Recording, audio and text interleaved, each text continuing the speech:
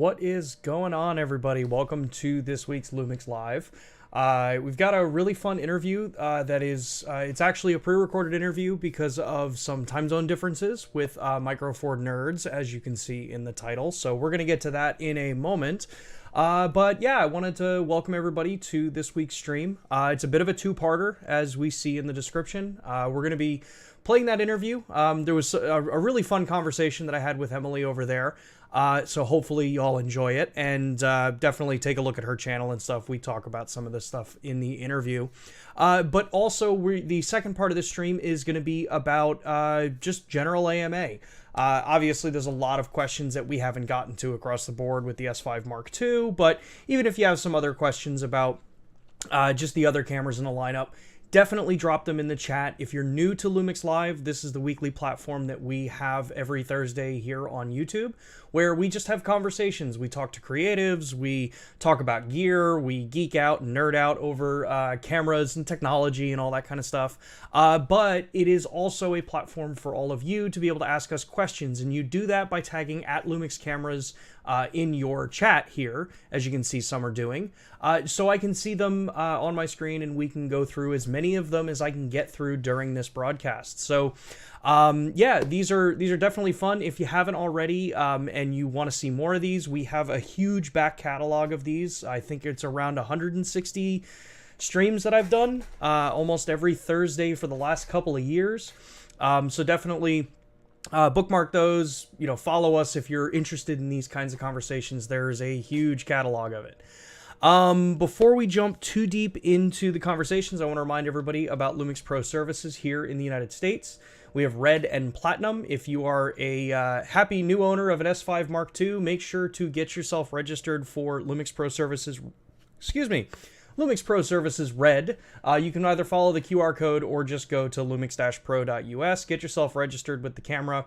If you're someone in the US, I know that we should begin shipping, if not have already started shipping some of the cameras out. So check with your dealer. If you've got a pre-order in, you should start seeing shipping information, stuff like that, because you will need the receipt and serial numbers and all that kind of stuff. But once you get the camera, make sure you get yourself registered on LUMIX Pro Services Red. It's free. Get you the extended warranty. But if you're someone who likes, higher level service as far as, back-end support goes with your equipment, take a look at the Platinum tier. It is a paid service, but the Platinum tier gets you 2-day repairs with next-day shipping both ways should something happen to your equipment. You get 20% off out of warranty repairs. So if you drop or damage equipment outside of what a manufacturer warranty would cover, you get 20% off out of that. You also get sensor cleanings and EVF cleanings, all that kind of fun stuff, and a direct member hotline. So if you have questions, you can speak to a person instead of going through chat or email. And then obviously, as always, everybody has access to LUMIX Live, where we address your questions or try to address as many of your questions as we possibly can throughout the broadcasts. Yeah, so outside of that, let's see about some really quick questions before we jump into the interview. I did drop a poll at the beginning of this because I'm very curious to see if you're someone who's picking up an S5 Mark II or you've got an S5 Mark II X on pre-order. Are you looking at LUMIX, Leica, or Sigma L-mount lenses? I'm super curious to see that. We've talked about the Alliance, the L-mount Alliance as a whole, and what the S5 Mark II means for that. So knowing that you can go with each of these brands and they're all first-party optics, you're not giving anything up with them. I'm just personally very curious to see how y'all are going with your optics there. But let's see here, some of the questions that came in. Where was it? I think Rhett asked a question. Can you provide a little clarity on native and base ISOs in the the S5, GH6, and GH5S? People get confused a lot, it seems. Yeah, actually super easy on this one. GH6 does not have the same type of ISO native/base range that you would think of with a camera like the S5 or a GH5S that use dual native ISOs. And native ISO and base ISO are commonly interchanged, but they don't always mean the same thing. Typically, base ISO is usually just the lowest number you can go before you go into an extended range. In some cases, those numbers are the same as a native ISO. It just kind of depends on what color profile you're in. But if we look at Vlog, as the base, because I know these numbers off the top of my head. While we're playing the interview, I'll pull up the rest of the info for the other color profiles for you, Rhett, and everybody else. On the S5 platform, so on the full-frame S-Series platform, excluding the S1R, your V-Log native ISOs are 640 and 4000. So 640 ISO and 4000 ISO. That will give you, that's what is designed, when we say native, that is what's designed to give you the maximum dynamic range versus noise. So that's where the one gain state is at 0. You can also test this if you put the camera into gain instead of ISO. When you're on the low circuit and you hit 0, you're at 640. When you're in the high circuit and hit 0, you're at 4000. On the GH5S, it is 400 and 2500, and I'm going to double check that number and get you 100% clarity on that one. Because the Micro Four Thirds sensor uses a different, kind of different gain range to figure out what the top value is. But you can always tell, even on a GH5S, by going into your native range or into gain for your ISO values, set it to 0, and then if you flip it back, it'll tell you what the number is too. It's also the same if you go into low or high ISO range in cameras that let you select it. The lowest number you can go when you have those selected in V-Log, that'll be what your native ISO is. When it comes to the GH6, because of the way that sensor architecture is designed, it's not what we think of as a dual native ISO system. That system is consistently recording 2 ISOs at the same time, combining them, and then outputting your image. If you are not in dynamic range boost, the lowest is going to be down to, I believe it's 100. I don't have my GH6 next to me. And that's outside of V-Log. When you go into V-Log, your lowest is going to be, I believe, 200 ISO, which would be a base and a native ISO for general recording. But when you turn DR boost on, or dynamic range boost on, your native ISO is 2000 ISO on that camera. So a little bit of a difference in the way those two systems work. The GH6 is a very bespoke solution for extending dynamic range. And to reiterate, on that particular camera, your dynamic range gains are actually in the highlights by about a stop. So you can actually push that camera brighter by a stop when you're using DR boost.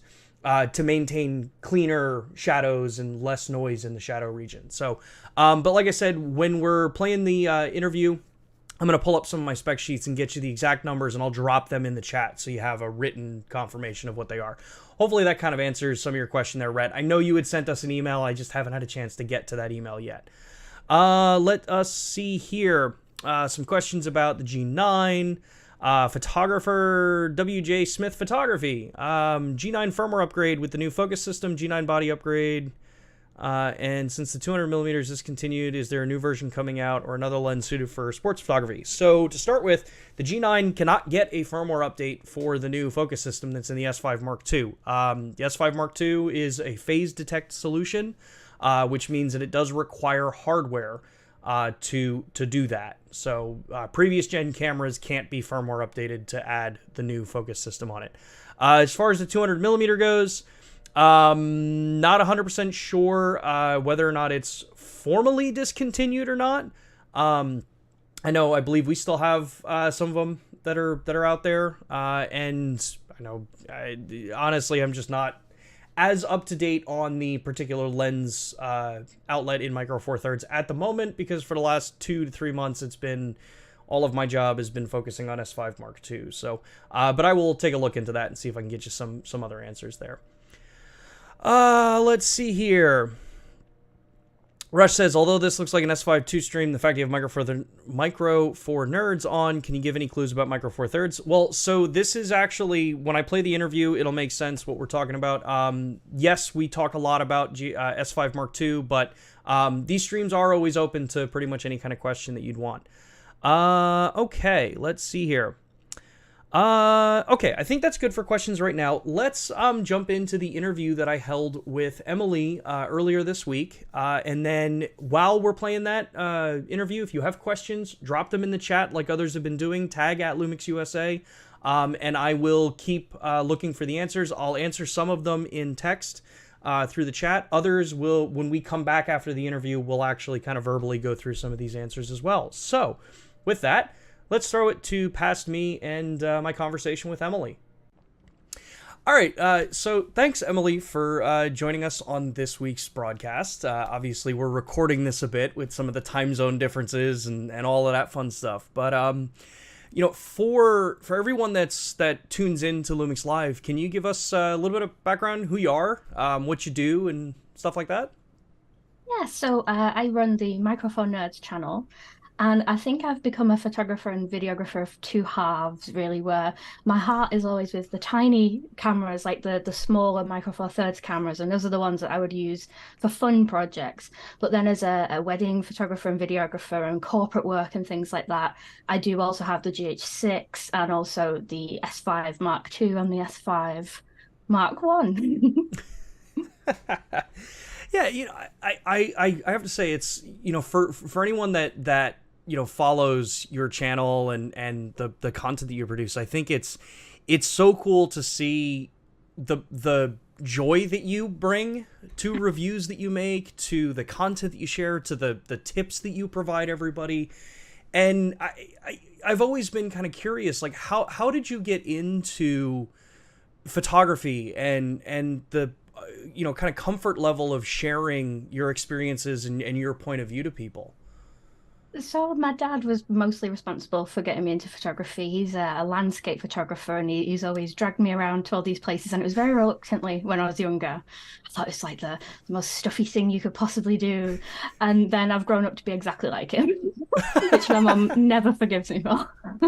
And but in terms of sort of sharing things with YouTube, it just I thought I'd found, like, when I started with the Micro Four Thirds system, which was like the Olympus Pen F and the Lumix G7 and GH3, I think was the first GH camera I had. And it was just like, I want to speak about this. I don't see many people speaking about this online, so I'm just going to geek the heck out about it and see if there's people out there like me. And thankfully there were. Nice. Yeah, there's such a, I think, fun thing about just like you said, geeking out about the tech, about the fun stuff that we do with these cameras, because there's a lot of us, like I heard you mention, like wedding photography and corporate photography and stuff like that, and obviously having a day job or part-time job, whatever it is, where photography and videography are the job. I always find that a lot of people tend to get into that kind of rut of, we don't really get as excited about it anymore. But I can tell from listening to your videos, to seeing the content that you produce, the photos that you create, that you seem to have struck a really good balance of, still actually being able to get across that excitement. Like, is that something that you consciously work on, or is that just something that kind of naturally comes? Oh, it just I'm literally just to the bones of me a camera nerd. When we went to Tokyo with Josh Cameron and Sam, they both said, like, you're exactly like you are in your videos in real life. And I'm like, that's the cutest thing that someone could say. That's really good. So no, it's no fake enthusiasm. I really am just this excited about tiny cameras and normal cameras, all cameras. Oh yeah, yeah. I mean, what I thought was cool. Recently, you posted a picture of one of the what I believe was one of the special edition GM cameras that you picked up. There's obviously, this is gonna like fan a huge amount of flames in the chat and everyone about our GM series cameras and the smaller cameras. And actually, you recently put a video out about it, which I encourage everyone to go take a look and watch your videos, especially the one you recently put about the smaller cameras and Micro Four Thirds and everything going forward. But how did you come into the kind of like love of that format of camera? Is it just kind of like you just enjoyed them, or? So I don't know if it's just me, but the idea of having a good camera on me all the time for any situation just really appeals to me. And I have been on the hunt for the perfect small camera for years. I've had the sort of Pentax Qs, the really Oh small yeah. ones. And then it was the Pen F. Was that the right fit? And then the GM line and the GX line. I think in terms of like the Lumix menus make me very happy because they're very easy to use, they're very intuitive. So I ended up sort of going down the Lumix line, and then the GM1 is an absolute classic. It really is, isn't it? And then Oh I've been yeah. like, if I'm gonna get one, because they're quite expensive in the secondhand market, like if I'm gonna Oh get yeah. one, I'm gonna get a fun colored one. And I found a blue Japanese edition, and I'm like, yoink. Yeah, that's the way. Yeah, it's crazy. I had been working in photo retail at the time when the GM series launched, and I think it's a bit of a bittersweet line of cameras, honestly, because it's at the time they were fun cameras. It was exactly like what you're pointing out. People wanted a smaller, more compact, but relatively fully featured camera in that category, and we tend to, I think, wash out the negative view from when that camera launched. Was like, oh, why would I buy this camera? I could buy a Pen F. I could buy a G series from Panasonic at the time, and people always had issues with the ergonomics. But it just amazes me, like you said, how valuable they are right now, and this like call to have them come back. But yeah, those special editions would be cool to bring back. I truthfully don't know if we'll ever bring them back, but I hope so. I was sucker for a colourful camera. I know sort of I do quite a lot of street photography, and people say, no, you want the incognito, the black or the silver. And I'm like, give me a bright pink camera. I don't care. I'm not doing a job with this. I'm doing it for fun. well, I've always thought, even in a case like that, I mean, there's like two trains of thought with street photography, right? There's the observational street photographer, the person that's going to hide away, not hide away, but kind of blend into the environment, not draw attention to yourself, and get, ultra natural, kind of moments of people, right? And then there's those, and I try to be this, but I'm horrible at it, that get in someone's face and be like, hey, I want to take your picture. I would love to Yeah, take your picture. I'm not into that. No, I'm very much fly on the wall. We call it fishing. So you find a place with good light, a good scenery, and then you fish. You stay there and have a bit of patience and wait for the right subject to cross your path, and just let things unfold in that way, and keep as much in your control as you can. So the lighting's good here, the composition's good. It's just waiting for those magic moments. That's much more my style.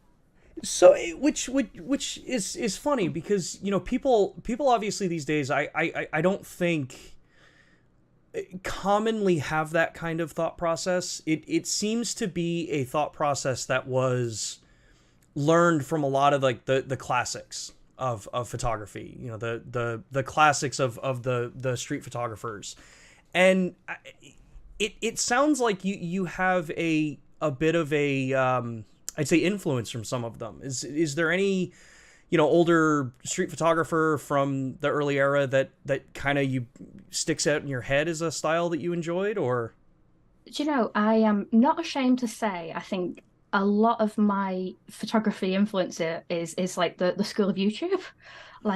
Honestly, sort of like Thomas Heaton for landscape photography and Evan Rant for street photography. There's so many talented people that are just making these genres their own and maybe doing them in more of a modern spin. And I do really like that. I mean, I did my sort of formal education in sound design and music engineering, so completely different. wow. But it's come in super handy for sort of audio for weddings and for YouTube and stuff. But when it comes to photography, it's just all self-taught, lots and lots of studying and lots of YouTube. See, that's awesome though, right? Because clearly if there's a style or a look that you go with, and something has clearly struck, because I've seen your photographs and they're awesome. I Oh, love your thank you. style. I love what you're doing.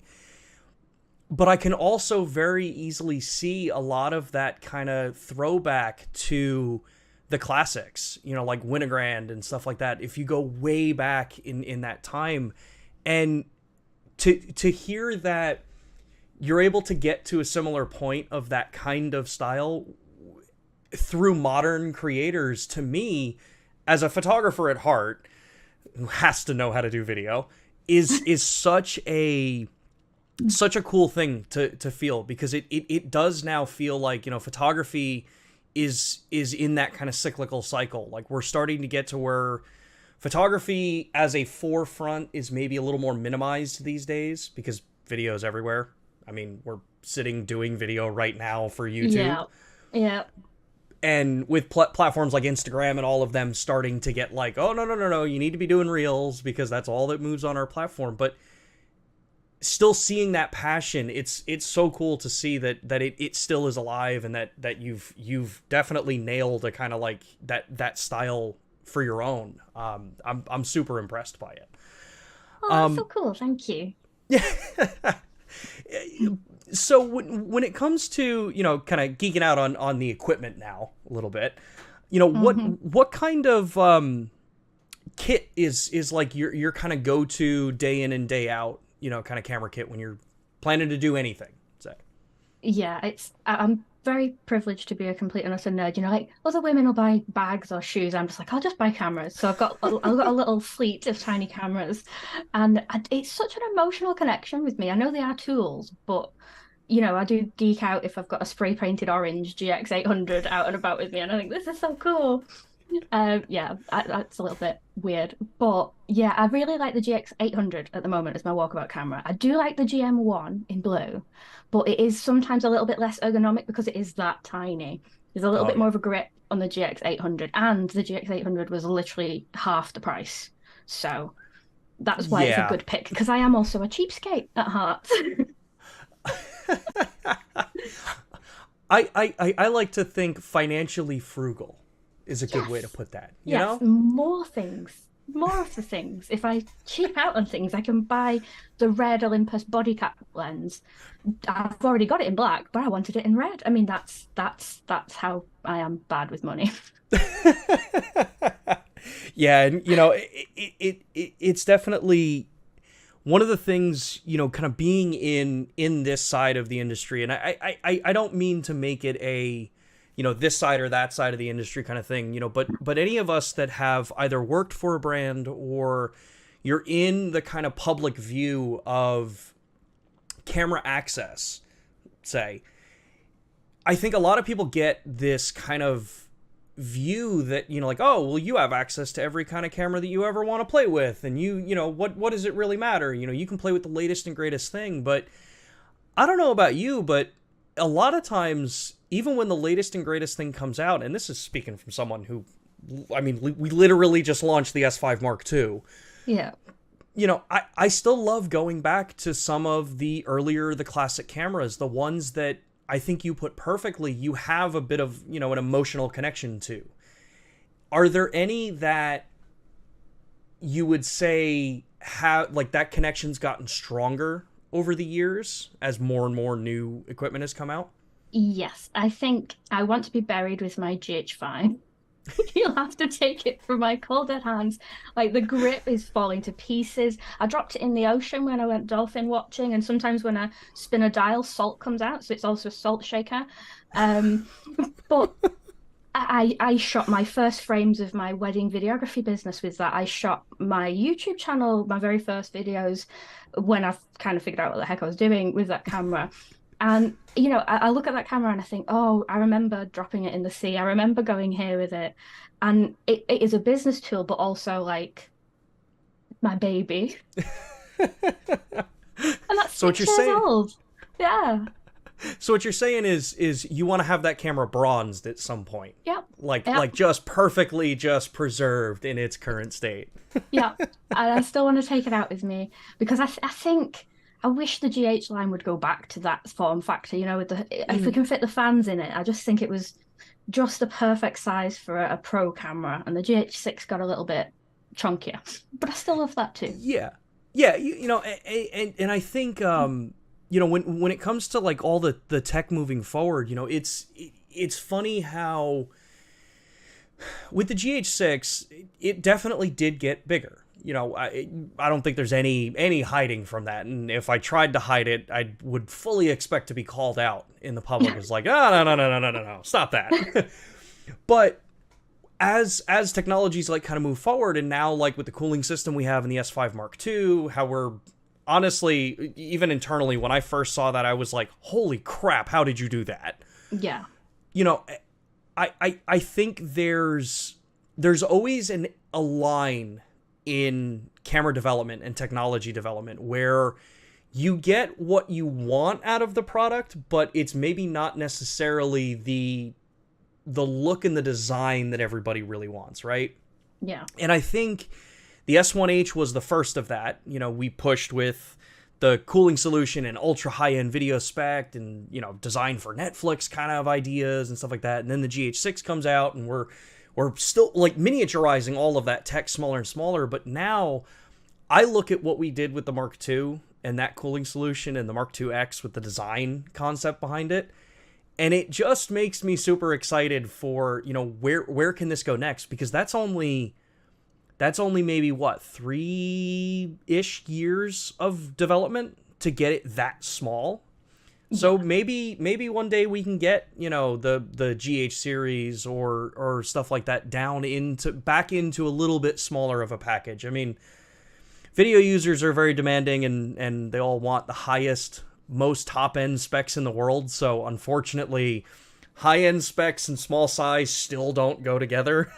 Yeah, I don't think I'm the key audience for the GH6. The only reason that I ended up with the GH6 is I'm so invested in the Micro Four Thirds lenses that I just wanted the highest spec one that was on the market. And I do say quite often that I think even though my whole job is around video, that is above and beyond what I need 90% of the time.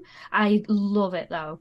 And yeah, I think the average video professional doesn't care about the things that weird I do. Make me a smaller one in purple. The average person filming a Netflix documentary isn't going to care about that. Yeah, right. So yeah, I do definitely see that is more about what can this camera do and pushing that sensor technology as far as you can, rather than necessarily keeping it small. Yeah. Yeah, I think the era of like brightly colored cameras and all that kind of stuff, it's something that I think would be so cool to have come back, even if they were like, special editions of cameras, maybe not full-blown production runs and stuff like that, but I think at some point everything starts to kind of just look, it's a box with a pentaprism, with a fake pentaprism, Yep. and a big hole in the front to put a lens on. Ooh. And I'm excited because the response that I'm seeing, obviously from the brand side, I have visibility into how things are going. I've seen a ton of people that are looking at like the S5 Mark II X versus the S5 Mark II strictly from a style perspective. Like, Yeah, I want I a can totally totally see blacked that. out. So, who knows? I mean, from the audience and from your perspective, I mean, these are the things that I think drive the industry forward as a whole. Not just for LUMIX. Obviously, for us, we like to, kind of make the stance that we are a company that listens. We try to listen as close as we can to everybody's feedback and deliver on that kind of stuff. But as a whole, the excitement in the industry is what keeps innovation going. The conversations you have online, the following that you have, that's what allows everybody to actually develop the next thing and listen to what the market wants. So, I'm curious, and I know this is opening a can of worms on my side, but what would be your perfect camera? Well, I've just done the video on this and I said, dear Lumix, I was a bit sassy. I was like, dear Lumix, please make these 4 cameras. And overwhelmingly, my favorite and what was in the comments was a smaller, but not sacrificing any of the spec kind of camera. So like a GX8 or maybe even smaller. It doesn't have to be like GH6 standards in terms of spec, but something that's smaller and stylish that you could run a YouTube channel with IBIS.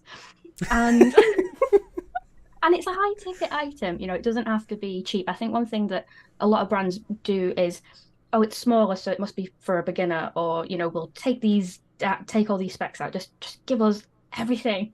Kick butt small camera. Okay. That would be my Okay. ideal camera in purple. Well, well, here's what. No, I'm just kidding. No, World but exclusive. yeah, right. No, but what's funny is so there was an interview that our director Yamane-san gave, who was at the Tokyo event with us. He just gave an interview over with DP Review, and one of the things that we talked about, or that he talked about, was that looking at the future and where there is a demand, it is echoing a lot of the kind of commentary that you're giving. Is that while yes, we have full frame cameras, we've got S5 Mark II, we've got S1H, they're tools, and you have different designs and styles that fit everyone's needs, but there is definitely still this pent up, request in the market, like you said, for smaller but high power, high powered cameras. So obviously I can't say or confirm or deny, like, hey, what's coming next, Blink but twice for yes. yeah, right. But the fact is that those kinds of ideas, the backup that smaller cameras don't have to be necessarily entry level basic user cameras. The fact that you can make something a little more compact and have, maybe not class leading features, but the higher end of what, many users would expect. I think Panasonic Lumix as a brand, I think we're uniquely positioned in that kind of category. A lot of people I've heard, because I turn into like a review just lurker over the last couple of weeks with the launch. Have you been Listening to dreaming in spec? It's just yeah. going through your head. Oh yeah, yeah. But like just listening to what everyone says is that like the future of what we can do with our cameras, because of all the stuff that we put in, that to what we were saying before we actually went live, is that there's a lot of stuff we put in the cameras that we've not really ever talked much about, Yeah. that we should actually start being proud about. And that leans into, I would love to see smaller cameras. Do I think we're ever going to get cameras as small as a GM camera anymore? Probably not. Certain things are just not possible to make that small anymore in No. feature spec. But I know there's a huge crowd that want like a GX8, or they want a full frame flat type camera, a rangefinder styled camera, and stuff like that. And again, I know I'm flaming the crowd on that one, because I get that every single week. Yeah, that was the overwhelming response to the latest video that I did on the subject. It's just like the reason that a lot of people get into Micro Four Thirds is because the lenses are small. You can get a very small camera body in full frame, but then you still have relatively large lenses. Getting a combination of a small body and a small camera lens, it's the ideal thing for a lot of people, myself included. Yeah, I mean, a 70 to 200 that's this big for full frame is only Yeah. that big for Micro Four Thirds. My So it's like, 35 to 100 is like tiny. Yeah. yeah. And I think having these kinds of conversations more out in the open when it comes to camera technology and what people want is super, super important. I think a lot of times, people feel that kind of stuff is on deaf ears with camera brands. And what I think is impressive is your channel. People like you that are out there that are making these videos, that are, actually users, that are actual creatives with this, that are putting your opinions forward. Because whether people believe it or not, we watch these things. We listen to the things that y'all say, because it's, like I said before, it's the only way that cameras ever actually evolve. You have engineers that are incredibly good at their jobs, but we actually need people like you telling us what you want to see in future cameras. Yeah. So that we know if we're going in the right direction. So with your overall camera kit, so obviously, we mentioned before, we were in Tokyo a couple of weeks ago. Actually, at this point, it was over a month ago. Holy crap. Gone so This fast, last month hasn't has it? been crazy. Yeah. Yeah. In Tokyo, I would love to hear, were there any cool places that you visited while you were in Tokyo that just like kind of stuck out in your head? There's so many cool places. It's a place where I came back and I'm like, I immediately started saving to go back. It blew my tiny mind. Yeah, I went out on my own one of the days and went up Skytree Tower, the really, really tall, the 2,000 odd foot one. And Yeah. nobody wanted to come with me. They were all like, no, I'm hungover. And I was like, right, I'm going. I'm going to figure out these trains and I'm going to get there. And I did. And the view from the top was so cool. Yeah, the whole city, I think, hopefully what our intention was, kind of came across was that, yeah, we want all of you to go explore. Yeah, there's a camera and there's some cool stuff that we're doing with the camera that we want you to play around with, but actually go out and create, because I don't think I've ever been to a more kind of like creative, inspiring country in my mind. Yeah, absolutely. You struggle to take a bad photo, particularly at night. And what blew my mind was it never stopped being busy. Like we were going out at night and we were going out at maybe 10 and coming back at sort of 12, 1 in the morning. And it was like rush hour. I'm like, what's going on? Do people not sleep? And there was always something going on. It was so cool. Yeah. Yeah, I think the idea of getting out into a place where maybe someone's not super comfortable going, did you find that gives you maybe a different kind of view on creativity when you got there, or are you someone who likes maybe a little bit more predictability in like the location that you might be going to? I just think the whole trip just sort of it blew my mind. It's such a cliche to say, but it really did. I was walking around going, "What? Wow!" There was things to see everywhere. And from a street photographer's point of view, it was just the best that you could hope for. But there were so many other elements as well. There was a lot of people watching. There's some spectacular architecture. Seeing the city light up at night. I think I slept about 6 hours in the whole week because we were up and then, we'll quickly have a meal and then we'll go back out and see it at night. And I woke up with jet lag at 4 o'clock in the morning. I was like, right, some dawn time lapses, and then we'd do a full day of shooting. And I just didn't get tired at all. It was just go, go, go. It was awesome. So for switching gears a little bit here, so for people that are, kind of obviously traveling somewhere like Japan or any country outside of where anyone is based, isn't always a reality, for people to be able to do.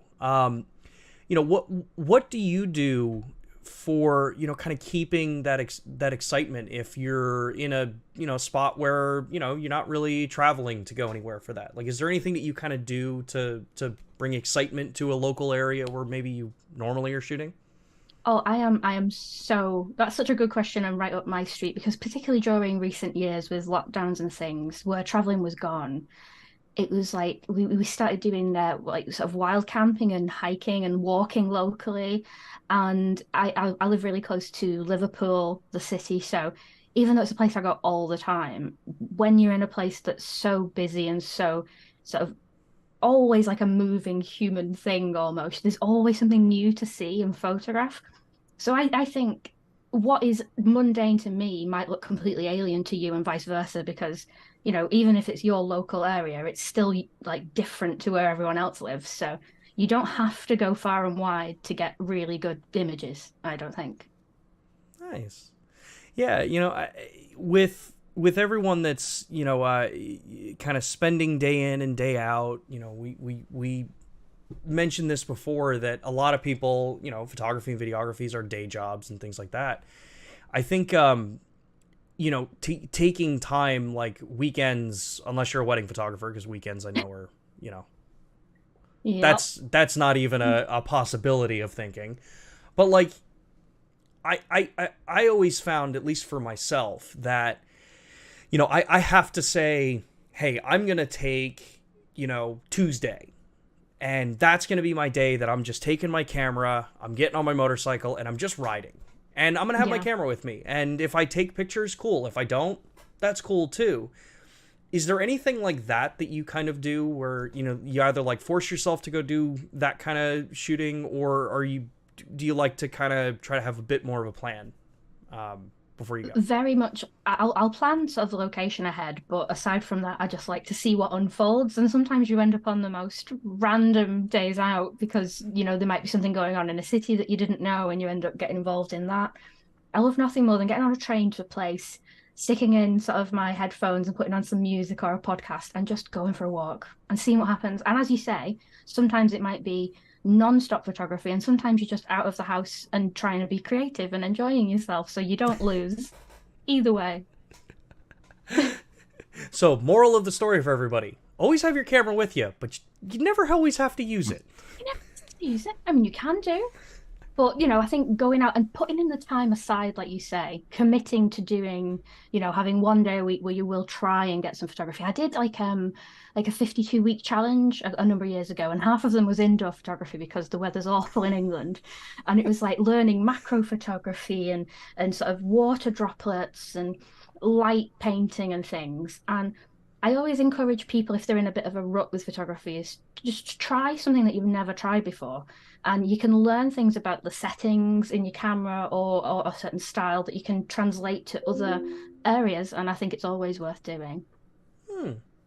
So, is there any style of photography that you've or videography that you kind of have been wanting to dig deeper into at this point? Yes, yes. I'm going to Kenya on a safari in September. Ooh. And I've got my 100 to 400 for my GH6, and I'm going to rent a lens or three for my S5 Mark II. And Ooh. my very talented wildlife photographer friend, Rachel, she actually does it for a living. Like, she books safaris for people. So I'm in the very best hands, and we're going to elephant sanctuaries and all kinds. And yeah, that sort of super telephoto is such a new sort of discipline for me, and I'm really excited to see what I can get. Oh, nice. Yeah. You were definitely gonna be looking forward to seeing your photos, and if you do a video, I'm sure tons of people will want to watch that. It's like there there's this side, I think, that is actually a positive that has come out of the last couple of years, is that I'm seeing a lot of people get more creative, start branching off into styles of photography or videography that maybe we haven't really ever had a desire to, or had that desire but the fear to go do it. So and it sounds like someone who is as creative as you are, and I can definitely tell is as driven as you are, hasn't let time stop from doing anything. It's like, nope, you know what, gonna find something, gonna come up with something creative to do, and learn new skills. It's such a Absolutely. cool thing to see. Yeah, I always say, like, I'll never be the very best photographer at any one discipline of photography because I'm very much just into it all. I want to try it all. And that means, all of my time is going to be spread over, wildlife photography, bird photography, portraiture, this, and this. But it's just the whole umbrella of it that I enjoy rather than one thing. And I don't think I've ever settled down into a specific thing yet. And I don't think I ever will. See, I love that. I love that. Having specialties is cool, but I think in this type of art, there's such room for just play and learn all the stuff, because some of the best street photography I've ever seen has been from people that are not street photographers, Mm. because it's a different perspective. Yeah. Some of the best wedding photography I've seen, and I know a lot of wedding photographers. I was one for a short period of time. Are gonna hate what I'm about to say, but I've seen some amazing wedding photography from people who don't shoot weddings, who you take a friend's job, or you need a little bit of cash, so you take a job, and it's like, yeah, your work is really damn good. Yeah, no, I totally agree with that because I think a lot of wedding photography can be very formulaic, and the more Oh yeah. experienced you are at it, the more you do this, and this. And one thing I've done in my business is specifically not looked at previous photographs from certain venues if it's new to me, because I want to try and find my own locations and my own spin on it and make something a little bit fresher. Whether that's a good thing or not, who knows, but it makes the photographs a little bit more unique, I think. hey, I think if clients are coming and you're making money doing it, then who's to say that it's not the right thing to do at that point, I was one of those people when I went to school for photography that like I was like a solid C student in school because like I didn't agree with the well like okay why is that the right way to do it when I have people that tell me that the thing that I'm doing right now is what they like to see. So Yeah. why does that get an A and this gets a C if this is what people are wanting? It's like I think now we're starting to get into that kind of point where, to like what you mentioned before, people are able to pick up photography and videography and the wealth of knowledge on YouTube and in person if you go to like any of the events or stuff that stores hold, listening to our peers, listening to other creatives is such an amazing way to work. And I encourage everybody that tunes into Lumix Live, go take a look at Emily's channel, go watch the videos, go learn from Emily because some of the stuff that you produce is just so awesome. That it was a privilege to meet you out in Tokyo. I think we shared like maybe 2 or 3 words because of how busy that entire thing So was. busy. Yeah.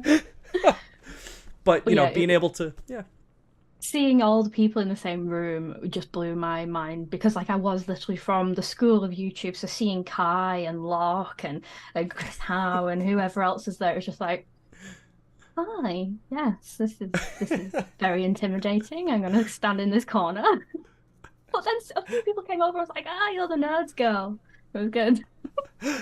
yeah, hey, having that kind of affirmation of other peers because that's really what I thought was so cool is that everybody because we had people there who have smaller YouTube channels, maybe bigger on Instagram, to the some of the largest YouTube channels there, but just seeing that everybody just kind of interacted with each other and it was like everyone kind of knows each other a bit, which was really Yeah. cool to see.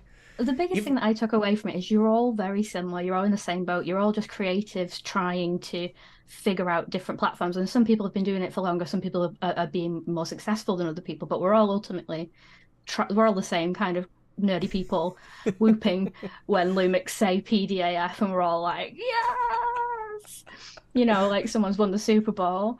And it was a very level playing field. It was brilliant.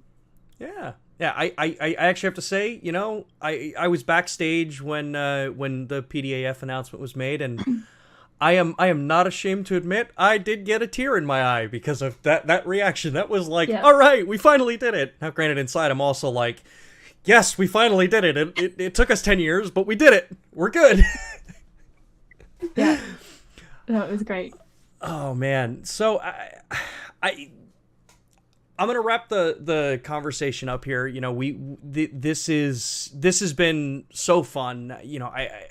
I love having these conversations with creatives, and the gear, the tech side of it is so cool, and it's so much fun to talk about camera equipment and nerd out all over that stuff. And while my channel is very Lumix specific, obviously being the brand, I think people being able to listen to other creatives, other people out there, and get real world opinions and insight into this stuff is super, super, super important these days. So with that, where can anybody on the Lumix Live channel that may have not seen your videos yet, where can they find you in the different platforms? Yeah, so my YouTube channel is Microphone Nerds, the best pun I've ever come up with. And on Instagram, I'm Emily May Lowry. Nice. So I will make sure we have descriptions, links down in the description for those. I super encourage everybody, go check out the channel, go subscribe to the channel. The subscriptions, the likes on the videos, all that kind of stuff. That's what helps all of us keep creating more content because it helps us get better, better discovery on YouTube. We all got to play that game. So, but no, thank you so much for taking the time. I know it's a little bit later in the afternoon over there. And yeah, I look forward to having more conversations with you in the future. Absolutely, it was a pleasure. I'm always available to chat about nerdy camera things. Awesome.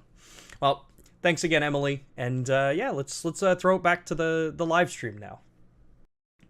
All right. So yeah, that was as you guys can probably tell, that was one of the more fun kind of conversations. You know, getting to talk to someone who is just genuinely super excited about cameras and the equipment and the art of like the style and art that there is in photography is definitely, something I think a lot of us really do enjoy, and hopefully y'all kind of gain something from that, and also as I said in that part of the interview, go check out Micro Four Nerds if you don't already. I can see a lot of people already here already do know who Emily is and follow. So we have links down in the description where you can go check out Micro Four Nerds. And yeah, share this Lumix community love over there as well. And that's the same for any of the guests that we have on board. We had Caleb before. We've had John Simo on.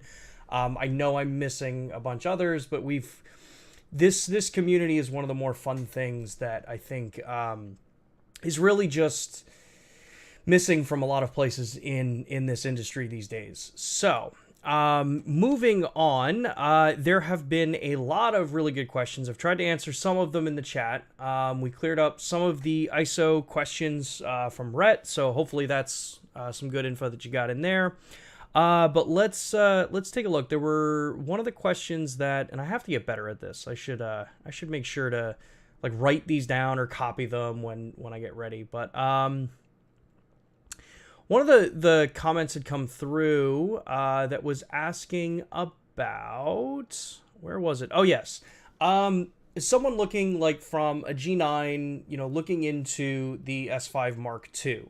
Which would be better? Would you wait and kind of hang on and see what happens in Micro Four Thirds, or do you want to upgrade and go to an S5 Mark II?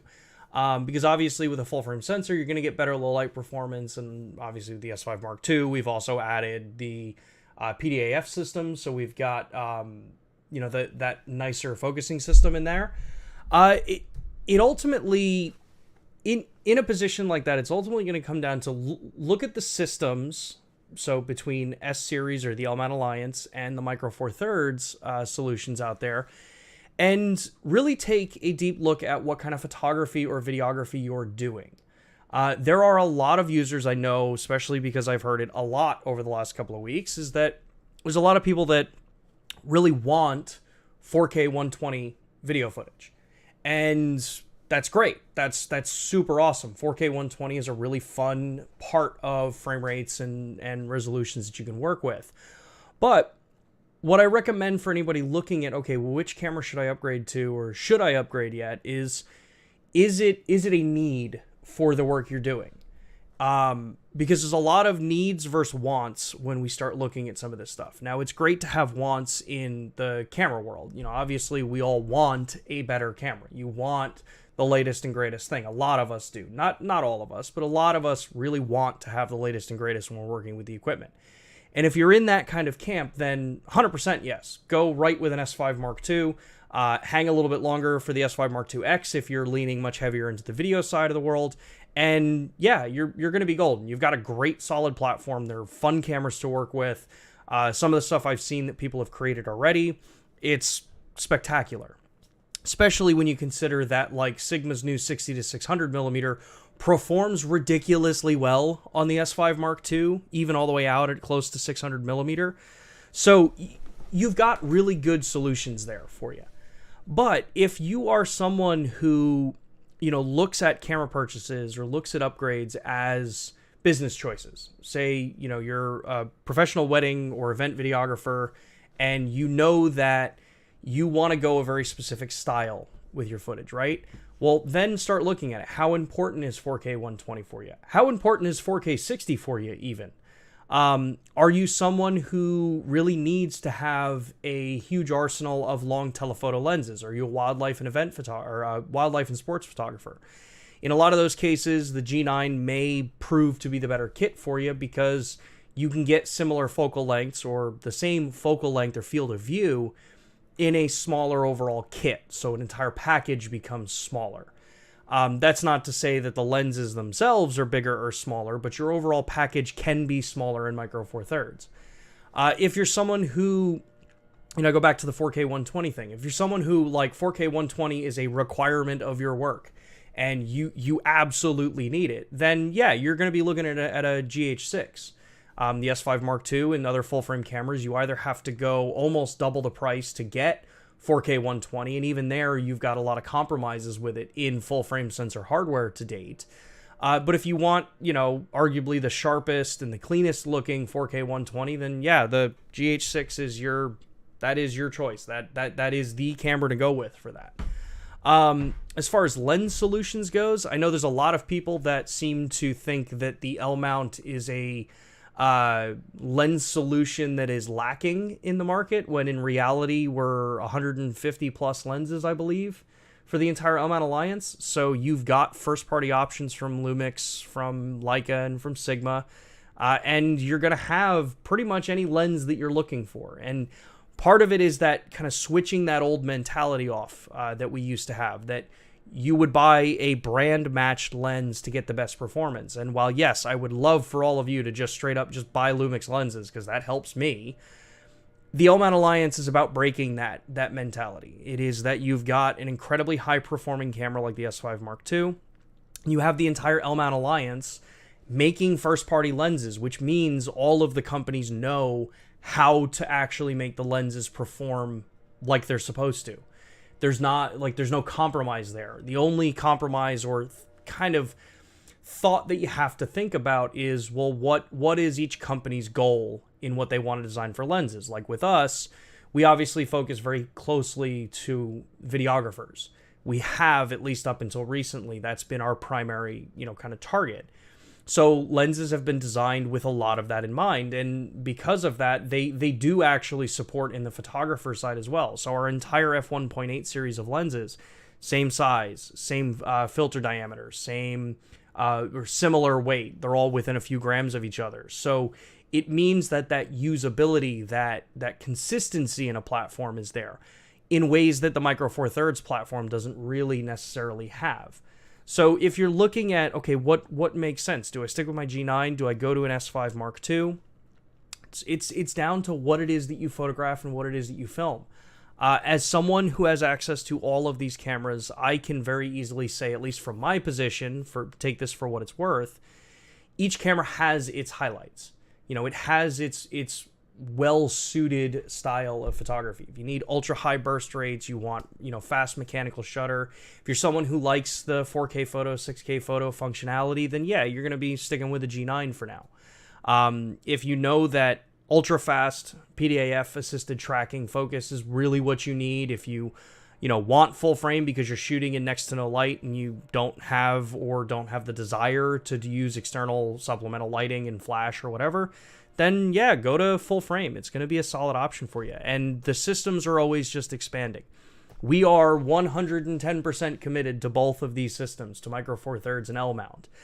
So know that no matter what, you're not in a system that has no future. They are continually going to expand, and they have been expanding. So you know that you're safe in either of those.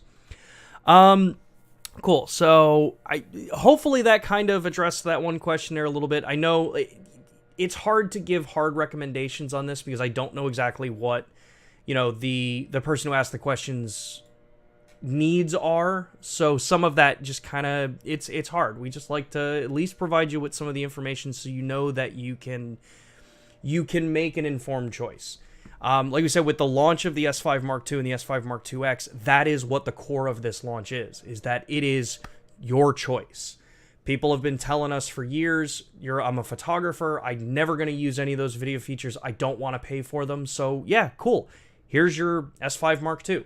It's $200 less expensive. You don't have things like ProRes or anything that would be either a licensing or something that, is under development still, that kind of stuff. You're not having to pay for that stuff. So you get an incredibly capable camera for a couple $100 less. But if you are that hardcore video shooter, then pay the $200 more, get a totally, in my opinion, super slick looking blacked out camera in the S5 Mark IIX, and yeah, you get your video features. It's all about choice. We've definitely really tried to push very hard with that this is your money, and cameras only grow by people that want to get into and buy them, and in some part of that, the company behind them. you know, who is it that you're buying that product from. And we like to think that hopefully you guys like what we've produced with the S5 Mark II. As we've said, this is a new beginning. This is a new start for the phase that we're moving into. So it's going to be a lot of fun as to what you see coming in the future. So let's see here. See some of the other questions that came in as I just went through my little rant there. Waiting on my S5 Mark II. It's back ordered everywhere. Yep, we did put that notice out that, you know, pending outside of pre-orders and stuff like that, they're gonna get hard to find because the demand has been exceeding what we anticipated for it. So, let's see what else. William Turner looks like he asked a question and someone's waiting for a definitive answer for me. So I'm gonna try to dig through this. Okay, I don't see that question, William, that some others are waiting for a definitive answer. If you could re-drop it into the chat and tag at LUMIX USA, I can try to answer it because I just don't see it in the chat right now. Let us see here. Especially Emily, thanks for the discussion. Great to have these conversations to get our perfect camera. Yeah, and best way to thank Emily, I think, and again, this is from my point of view. Go check out her channel, go subscribe, go like her videos if you haven't already. That is one of the best things you can do with a lot of creators on YouTube. The more you can like and share and comment on videos, the better our performance goes, the better we can reach more people. So, let's see here. Can the S5 Mark II do all intra internally, or is it only to SSD? So the S5 Mark II, the base model, $19.99 for the body, does not do and will not do all intra recording, ProRes, wired or wireless IP streaming, and it won't have RAW over HDMI out of the box. The upgrade you can get on the S5 Mark II is the SFU2 upgrade, so similar one that we did on the similar unlock product that we did for the S1. That will get you RAW over HDMI. At this time, it's Apple ProRes into the Ninja 5 Plus. Anything else further than that, just don't have any updated information there for you. If you need all intra recording options, the S5 Mark II X is the camera you're going to want to go with. That camera will do up to 600 megabits per second all intra to the SD cards. The 800 megabit per second will have to go out to an SSD, and then again is only on the S5 Mark II X model. Let's see here. Could you demonstrate the speed of the S5 Mark II when it powers up and it's ready to use? It's a bit difficult to do on the streams, but I will. I'm looking at doing some more like kind of pre-recorded segment pieces where I'm out in the field and then we just play them like I did with the lens conversation. So I will take that in and start getting some of that kind of set up for you for future streams. Rhett, same question, but I meant the S5 Mark II X. All I or SSD. Okay, yeah. So hopefully got you that information there. Why does LUMIX RAW file support take so long to come to non-Adobe apps? I use On1. They still don't support the GH6. On1 says they don't get help from Panasonic that the other vendors. So for one, this is a bit above my level in the company, but I can tell you that companies that reach out to our corporate offices in Japan, to our engineering team, for support on RAW files are really never turned down, at least from my understanding. RAW support, when it comes to companies like Adobe and some of the others, I believe that in a lot of cases, you know, they're obviously making software. They're not going to release a software update for one individual camera. You usually see updates come out for multiple cameras. The other thing is that there are some companies that, you know, they reach out to the community when people have cameras and stuff, and they say, hey, send us a RAW, and we'll update the RAW file for you. So in some cases like that, it's just going to be up to whether or not that company is actually reaching out and wanting to work with us to support RAW. And in other cases, it's down to what that company's release schedule is for updates. If you look at the actual timetables that most cameras take to have RAW support, we're usually about in line with everybody else. Every once in a while, a camera will come out and there'll be really fast RAW support for it, but that's more of an exception than the rule. With cameras like the GH6, because that sensor architecture is so vastly different than what you see in other cameras, that does cause a little bit longer time for companies to come out with RAW support. So as far as On One goes, they basically just need to be reaching out. If they aren't, then how would we know to add support for them or to work with them?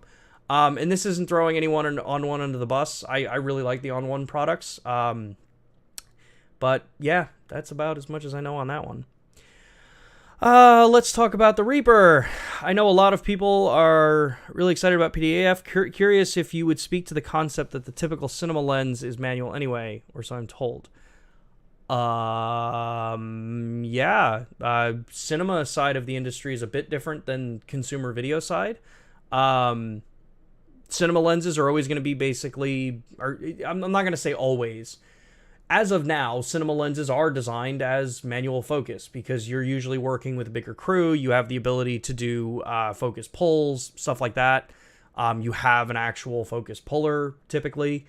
So in a case like that, in certain scenarios, yeah, focus doesn't matter. There's a reason why RE cameras don't have autofocus. There's a reason why the top tier, Vericam and, cameras from companies like Red and even the ultra high-end, well, I already said ARRI, don't have autofocus on them because it's just not a tool that side of the market is interested in at this point. There's still some challenges that they're just not, reliable enough. PDAF is not perfect. There is no perfect autofocusing system. You can screw up any of them because you have to tell a focusing system your intent. They can do great jobs at mimicking what it thinks your intent is, but I've seen my fair share of full, top tier, what's rated as the best focusing camera in the world, screw up worse than even cameras that were from 10 years ago. So nothing is perfect in that side. Let's see here. Flip says, sorry to ask the question again. No, that's actually perfect. Thank you for asking the question again, Philip. To ask this question again, Caleb's live stream, you answered me that the S5 Mark II X will go up to 1600 megabit. Probably not with V90, but with SSD to 10 gig. Yeah, so the S5 Mark II X, when we talk about the ProRes codecs, you're talking 1.9 gigabit per second. That means that you're going to have to use the SSDs for those higher bit rates. When it comes to anything that's internal to the SD cards, you're limited to 600 megabit per second. 600 megabit per second. That is basically the cap that you can get, even when you're using V90 cards, because V90 cards, there's overhead in camera writing and stuff like that. You're never really going to push the full maximum of a card, because you get into instability there. Yeah, the S5 Mark II X will do up to 600 megabit per second codecs internally onto the SD cards. If you look at like what we do on the GH6, it's kind of the same thing. Up to 600 megabit per second you can do to the SD card. If you go over that, if you go to the 800 megabit per second, you have to go to the CF Express card on that camera. So think similar functionality on the S5 Mark II X. Let's see here. Where was that other question? Why does Lumix... Okay, yeah, I answered that one already. The question was, will the S5 Mark II X be able to output RAW open gate over HDMI to ProRes RAW on a Ninja 5 Plus? At this point, I don't have confirmation for you, Redbit, as far as all of the RAW output codecs or the RAW output frame rates and aspect ratios at this time.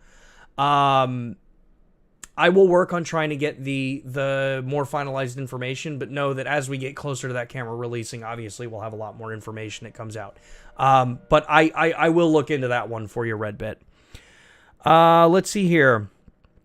What camera is better for video, Lumix GH6 or S5 Mark II X? And that's from Alexander. It's going to fully depend on what it is that you shoot. If you scroll back after this video is posted to probably about 15 minutes ago, I went through the differences between those. Frame rates are going to be different. Lens solutions will be different for them. It's going to be very much dependent on what you need for video. Let's see here. Cowboy Cinema. When will those upgrades for the S5 Mark II be available? The S5 Mark II, as far as the SFU upgrade, which will only be adding RAW over HDMI, should be available around the release of the shipment date for the S5 Mark II X. I don't have a specific date off the top of my head.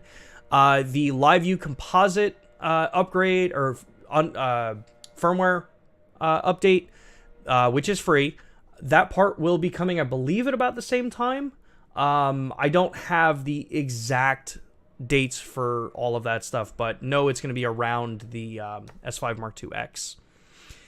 Emerald says USB SSD isn't on the S5 Mark II either, right? That is correct. The S5 Mark II does not support and will not support USB SSD recording. Nick, can the S5 Mark II X record internal 4K while streaming 1080p?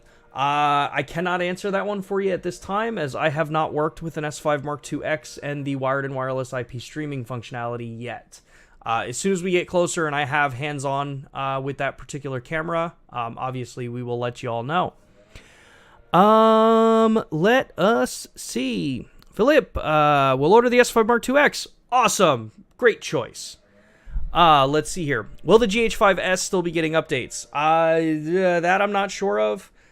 We typically do continue updates on the previous cameras, but at some point it really turns more into more like firmware fixes for stuff that is found over the years as people using it, as more niche cases are found and different ways that people are using the cameras. We typically try to push stuff like that, but as far as feature upgrades go, probably not.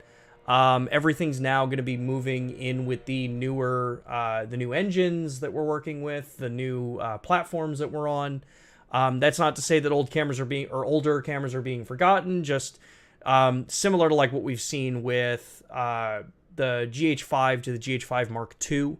You basically hit a wall of what you can do on that processor architecture, and you would need to go to newer hardware to do stuff like that.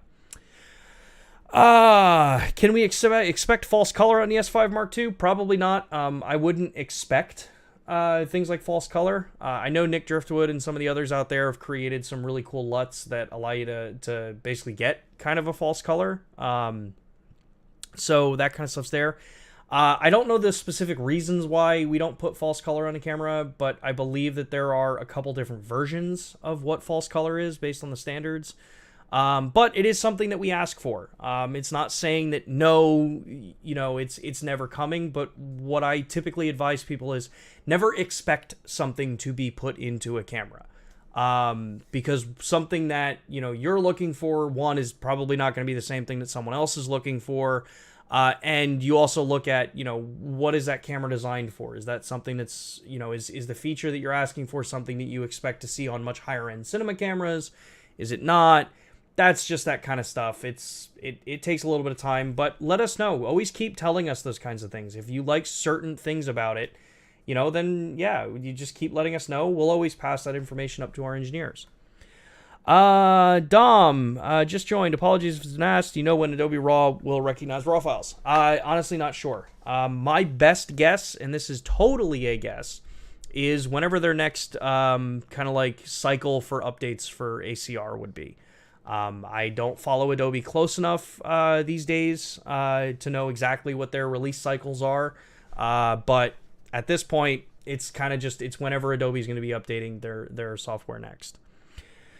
Any word about a possible future handheld pixel shift mode or improvements in terms of artifacts? What camera would you be referencing, Tom? If it's the S5 Mark II, S5 Mark II X, honestly, no idea.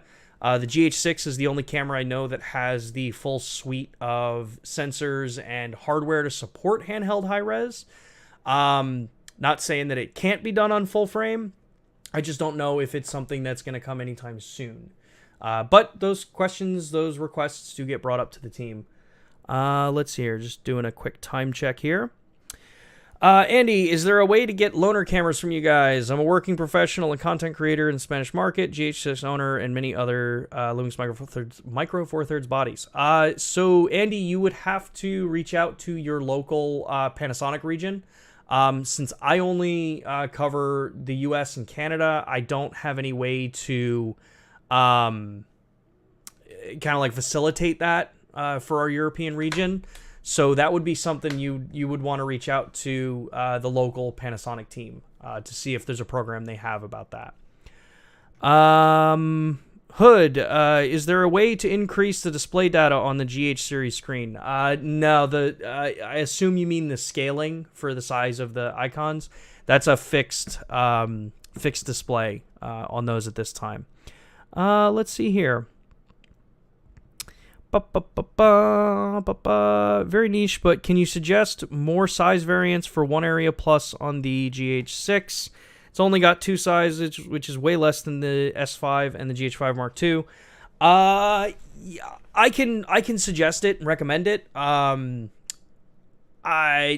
don't think the 1 area plus will change too much as far as the size goes. Because of the way the systems read out now compared to the previous engines. Some of that stuff is engine limited. But I will, of course, bring it up and ask. Let's see here. Thanks for confirming that Micro Four Thirds are not dead and you guys are committed to us Four Thirds nerds. Hey, I'm one of them too. I think we are really close to getting a GX10 with a new AF. Honestly, no idea. We've talked about the flat type or the rangefinder styled cameras a lot over the probably the last 6 months or so. The truth is the market as a whole, I'm gonna go a little more business on you here. The market as a whole prefers SLR styled cameras, or the more traditional SLR styled cameras. Not saying that no, we'll never make a flat type camera, but we have to just have you guys keep letting us know. Let us know in the chat. Let us know in comments. Specifically, let us know stuff like that as comments after these videos, because it's easier for us to track and be able to get your voice up into our product teams.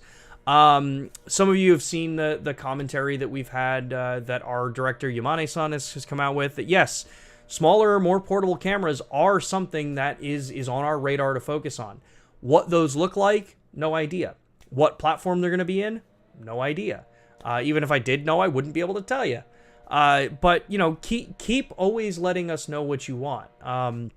That's what allows us to build and grow and evolve our cameras over time. So let's hear. Jake says, does the GH5S support 512 gig V90 SD cards? I don't know if it formally supports 512. I know formally we support up to 128, or no, up to 256, I believe, if you look in the user manual. I've run some 512 gig cards and not really ever seen too many problems, but anything outside of what the user manual says, which you can find the full user manual online, anything outside of that is going to be more of either it's not something tested for, because at the time the price of those cards was way ridiculous. So yeah, you're probably gonna have to play around a little bit with it. Let's see here. Any news about live crop on the GH6, and is the live crop on the S5 Mark II a crop from the full 6K and delivers 1080 or higher resolution? So I don't have any update on the GH6 as far as live crop goes, but the S5 Mark II supports 2 different styles of live crop. So this is where you can do punch-ins and pans and stuff like that. If you have the camera set in a 6K mode, it will output a 4K live crop image. If you have the camera set in a 4K mode and you go into live crop, you can output a 1080p image. So you can do 4K live crops in the camera. Your movement's a little bit, more restricted because you're 4K from 6K, so you don't have as much movement like you do if you're doing 1080. But yeah, you have both options in the S5 Mark II. Let's see here.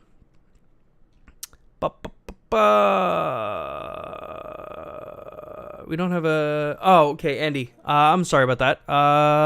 We don't specifically have a Panasonic division to ask for loaner bodies. What can I do there? Let me do a little bit of digging and see what I can find about stuff like that for you, Andy. I can't make any promises, but I can at least make some asks to see where I could kind of maybe direct you. One of the other questions here was, does the real-time, or Dave, would it be possible to get H.265 10-bit 422 on the S5 Mark II in the future instead of H.265 just being 420? Probably not. We have talked about this a lot, and I know I'm running this stream actually a lot longer than normal. You probably won't have H.265 in 422 10-bit. The pure reason behind this is that, while yes, some programs and some processors out there can handle it, and I use handle very loosely, 422 10-bit in HEVC is a nightmare to work with because you're incredibly limited in any of the hardware encoding and decoding of it. It is not standard. So anything that you typically would be shooting in 422 10-bit HEVC, you're either going to have to be creating proxies or you're going to have to be transcoding that footage so that you can actually edit it on most computers. I use a 3080 Ti in my desktop computer at the time when I got it. Well, I got it a little bit later, but a very high-spec card. And even that is not set to support HEVC 422 10-bit for encoding and decoding. I'm pretty sure even the 4090 series, the new cards from NVIDIA, don't support it. I know AMD doesn't support it. I think Apple does it to a point in the M1 and the M2 chips, but even that, it's a very kludgy solution. So the reality is that while, yes, you could potentially get a little bit better chroma subsampling between HEVC 10-bit 422 versus 420, the trade-off of workflow reliability and streamline in 99% of the cases is not going to be worth it. So you probably won't see HEVC 10-bit 422 come to these cameras. But let's see here. What does the real-time LUT 33 by 33 cube? Does the real-time LUT use 33 cube or 33 point cube LUTs without artifacts? Yeah, you can use 33 point and you're fine. I wouldn't load what is it, 65? I think is the next tier up. I typically recommend stick at 33 point. A point about this, if you're someone loading in LUTs for real-time LUT on the S5 Mark II when you get them, make sure you are using SDXC cards. SDXC cards. The reason for that is when you use an SDXC card, you can name the files up to 225 characters or 255 characters, and they'll look normal when they're on the camera and you're viewing them to, how you name them. If you load a .cube file onto an SDHC card, so basically 32 gigs and lower, if you load it in based on that 255 naming, like how you want them to look pretty and you want to be able to actually describe what they are, you'll get weird characters and a shortened amount of text that can be visible. So make sure if you're loading cube files, make sure you use SDXC media cards. And I'm going to work on having Matt Fraser on actually maybe next week, I think is the week we'll do it. And we're going to talk specifically just about real-time LUT and the overall functional use of this, because while I know a lot of videographers, y'all are super excited about it, photographers are over the moon that have played with it because of how powerful a feature this is, even in the photography side, and the fact that programs like Photoshop can output these LUT files for you. They'll output a cube of your editing so you can load them right into the camera. But that's a sneak peek, and we'll talk about that probably next week. Let's see here. The S5 II has an L-squared processor, right? Is the L-squared also possible for Micro Four Thirds? Does the L-squared partnership in general cover Micro Four Thirds at all? So the L-squared technologies partnership is just what it is. It's a technology partnership between Leica and Panasonic. So as far as what will come from that in the future, I think if you read the interview that Yamane gave over on DP Review, and I think he mentioned it on the Cine D interview as well, There's some insight into L squared and what it means for the systems going forward. So I encourage you to go take a look at those. Let's see here. Andy, if you send us an email to lumixlive@us.panasonic.com, the email address that pops up at the end of the end card, shoot me an email there. Let's see here. What else do we got? I got time for one more question, and then I'm going to have to call it because I am running 25 minutes past when I normally end these things. Let's see here. While I'm doing this, I'll vamp. How's everybody's day going? It's a really nice day down here in Austin, actually. Let's see here. I think we actually got to most of those questions because I think some of them got brought back up. There was one question way in the beginning, but I don't see it anymore in the chat. Okay. Let's see here. What memory card? Dave's asking here. What memory cards would you recommend for the S5 Mark II? Do you need V90 cards for recording 5.9K or 6K? Great question. If you're on the S5 Mark II, so just the Mark II, you can use V60 cards. You're okay with that. The bit rates are, I think it's up to 200 megabit per second. So you're not really going to stress the bit rate on that card too much. One thing that I do recommend, though, is if you are buying memory cards, don't buy for minimum spec. Don't buy what will just get you by or, hey, will this work? Because there's the side benefit that everyone forgets about with media, and that is when you have to take the photos off the card, it's a lot better to, and I don't even know where the rest of my cards went. All right. It would help if I didn't just go back to the interview. Sorry, everybody. When it comes to memory cards, I can tell you these are the two that I've been using in my camera. It's a, what is it? ProGrade Digital. It's a Cobalt card, 256 gig, and then I'm using a Delkin Black 256 gig card. The reason I use V90s across the board, even if a camera doesn't need V90, is because when I'm offloading footage, I get the faster offload speeds as well. So it speeds up my entire workflow, not just while I'm out shooting. So let's see here. Emerald, missed this one. Are there any plans on the GH6 to get gyro readout added to the metadata for video to do post-stabilization like what Sony and Blackmagic do? Probably not. And I'm going to be a little cheeky on this one. Why would you want to end up spending hours to have that information embedded into your footage if you can just have an actual good mechanical stabilization system that works? So think about that one. Okay. Outside of that, all right, everybody, I have to end the stream today. Thank you all so much for tuning in. Thank you, Emily, for jumping in the interview. That was a lot of fun. I really enjoyed having a conversation with her. So be sure to go take a look at Emily's page. Go follow Micro Four Nerds. Go show her some of the Lumix love that you all show over here. Outside of that, everybody, again, thank you so much for always tuning into these things, having some amazing questions and awesome conversations back and forth. I know I don't always get to everybody's questions in the chat here. I'm trying to get better at keeping organized on this, but, sometimes it just doesn't happen. Outside of that, yeah, we'll be back live again next Thursday at 2 p.m. Eastern Time. We're going to have a really nice schedule of content that's going to be posted over the next couple of weeks, so look forward to that. If you liked this conversation and you want to see more of them, the best thing you can do to help us is to like and subscribe to the channel. If you like this video, it helps me just kind of get more visibility on this. If you know people that would love these conversations, share the video out with them. I'm not above begging and pleading for people to share, like, and subscribe, and all of that kind of fun stuff. This is stuff I love to do, and hopefully you all find some benefit from this, and you enjoy what we do. So with that, thanks everybody. Have an awesome weekend. Get out there, create some cool stuff. When you get your S5 Mark IIs, share it out with us on social media. Tag at Lumix S5II. I will drop that in the chat after this.